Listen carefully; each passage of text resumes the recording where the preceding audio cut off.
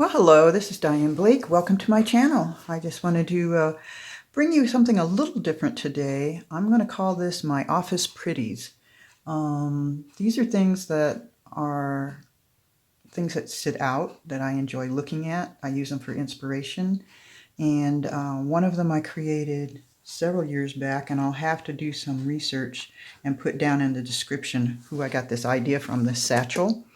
And then this other one is a slow stitch project that I learned a lot about from Brooke, Textile artist. And so I will leave her information below too. She has a YouTube channel and she does some really lovely textile art. And she gave me this idea, and so these two things are in my studio. Sorry, I have to keep remembering to call it my studio instead of my office. But these are things that do inspire me. They just make me smile when I look at them. And I think everyone should have that in their office or their studio. Just something that pleases you, that makes you smile, that makes you feel like you can make pretty things. And that's important. So let's start with the satchel. Now this is made with chipboard. This buckle is from an old purse. The handle is made with Tyvek and it's stained to make it look brown like a piece of leather, but it wasn't all that successful. I was still pretty new at making art, and this is the first time I really tried to make any 3D art. So there was a few whoopsies, but it's still beautiful and I still love it. And I'm learning to embrace the imperfections of my life and count it as something beautiful and meaningful. So anyway, this is actually a photo album, although I don't use it as one. I just use it because I think it's pretty to go through. So you open it up and it has these different compartments. And in fact, let me see, I'm going to have to go back and forth here because it's pretty long. So let me just start here. We'll go from left to right. And in here we have a pocket that we can stick things in. This is a little tab that if I lift it up, it goes under there, and then you open it. Sorry, I don't want things to fall apart here. And then when you open that, it's got pages to put photos and pockets to put things in. So it's quite fun, and it's even got a big tag here that goes inside.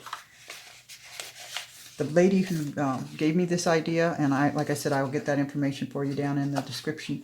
She does beautiful work, and she is very good at it. You can see there's cracked paper and stuff here because I didn't know what I was doing, but I learned while I was doing, and so things don't have to be perfect while you're learning. This is a waterfall. Let's see if I can do this without getting my arm in the way. So things just flip, see? So that you can put photos or journal entries or whatever you want here. And should go one more, but again, one of my boo-boos. But you can just push it back up. And then we've got like a little pouch on this side that tucks in. And it's got a pocket here with some tags for journaling. And then you can open this up. And you can put photos or anything you want there. And then it's got a big pocket here, which I put a lot of paper in so that I can journal. So instead of photos, this was for journaling for me. Although I haven't really used it as a journal, but it is fun to look at. And I like playing with all the interactive parts that it has. Okay, come on, I can do this. There we go. And then it all closes up and buckles up, and it just sits on a chair and looks all pretty for me.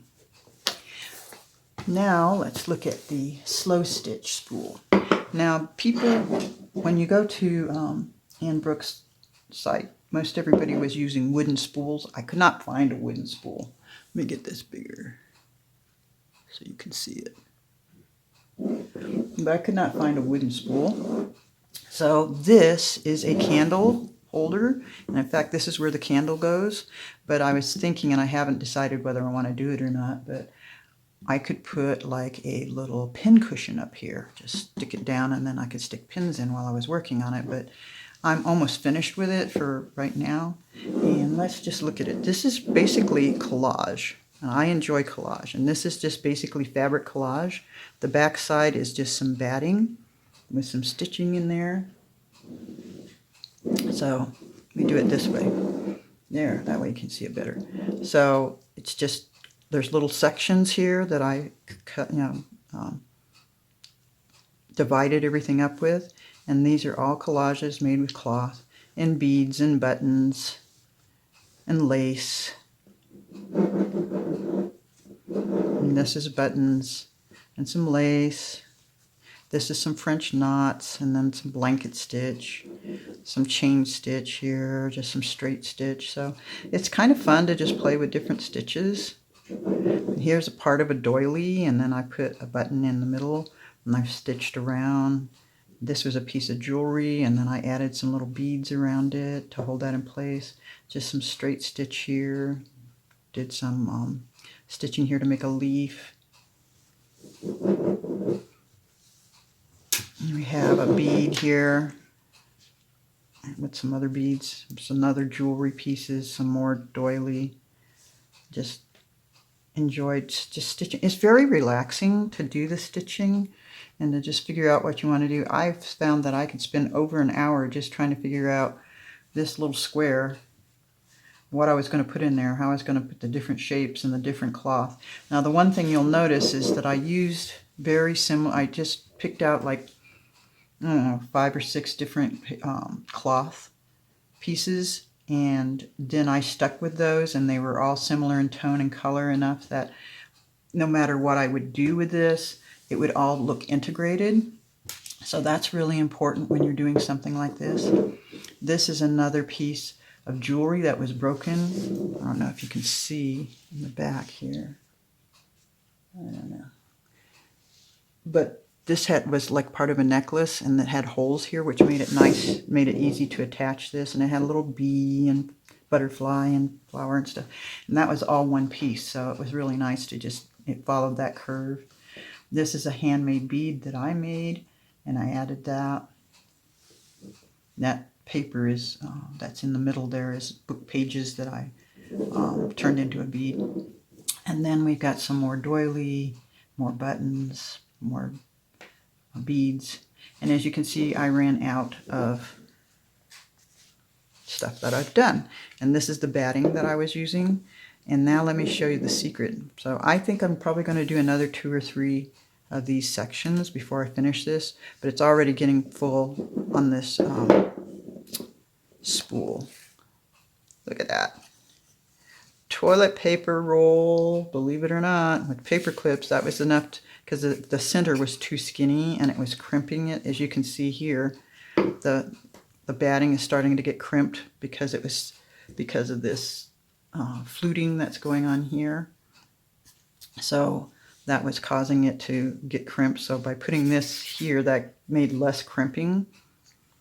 And if this gets too thick, then I will probably cut off some of this batting. I have not decided whether I want to hang this on a wall or I just want to leave it on my desk. Right now it's on my desk, and just there for me to look at and admire and think, wow, I did that. So it's kind of fun when you can say, I did that, and be proud of it and just enjoy it. So anyway, let me just quickly roll this back up. Thank you, Ian, for sharing your stitching and slow stitching ideas, and just giving me ideas of what to do.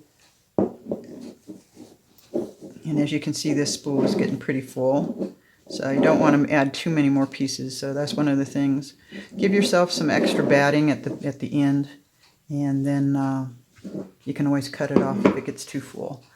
I can tighten that a little bit so I get a little more room. Like I said, I'll probably only do 1 or 2 more sections to this, but it still looks pretty. All right, everyone. Thank you for watching this video. If you liked it, do a thumbs up. If you'd like to subscribe so you can see more of my videos, go ahead and do that. And if you have any questions, put them down in the comments below. Thank you for watching. Bye-bye.